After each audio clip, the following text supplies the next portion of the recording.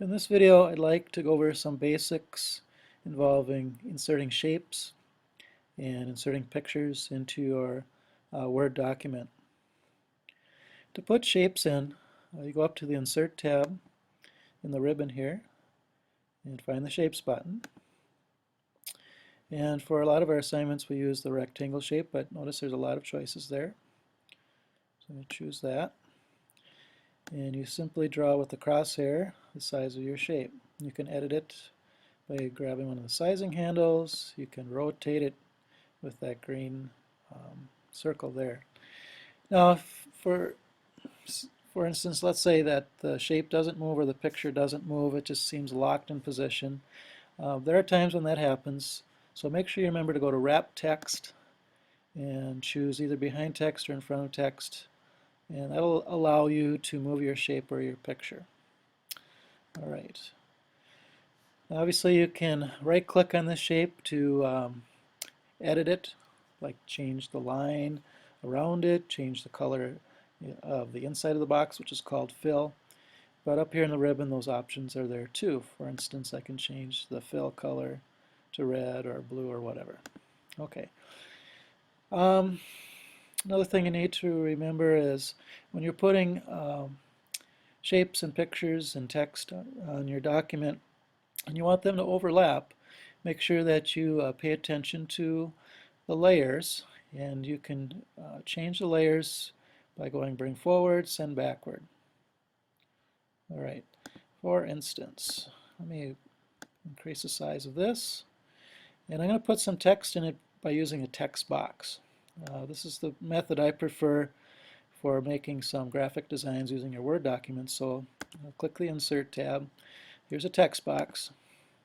Now you have some pre-made text boxes, pre-made styles. I prefer to do things by scratch most of the time, so I'm going to choose Draw Text Box. Draw your own text box. You get another crosshair, and you can change the size. You can bring it inside and adjust it with the sizing handles. You can fill it with the same color as the shape, whatever you want to do. And I'll just put text box. Okay. I could change the color,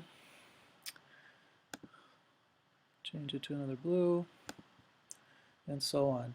Now, if you couldn't see the words here, then you would have to play with the bring forward or send backward commands over here.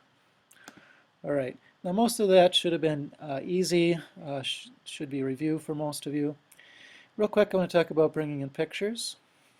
And one of the slickest ways to bring pictures into Microsoft Word 2010 is to use the Insert tab and use Screen Clipping. Now, Screen Clipping is hiding underneath where it says Screenshot. Notice there's a little diamond or triangle here. I'll click on that, and there's Screen Clipping. Now, what that did was it made my Microsoft Word document disappear, and I had a browser. I have Internet Explorer, you might have Chrome, underneath my Word 2010. And so it kind of wiped away my Word 2010 document, and I already went to Google Images and selected a topic here, Abraham Lincoln. And so I can simply use my crosshair and make a selection, and it pops right into my Word 2010. That's probably the easiest way to get pictures in. Now notice it doesn't want to move, so I'm going to go to Wrap Text, and I'm going to choose in front so that it sits in front here. But I could choose the layer order however I wanted to. I might not be happy with the size of this. I can adjust it some more by using the crop tool. Choose crop, and maybe make that a little bit smaller.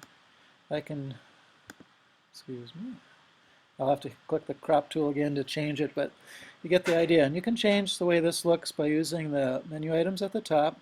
Notice that a new tab appears when you have a picture. Picture Tools tab appears here.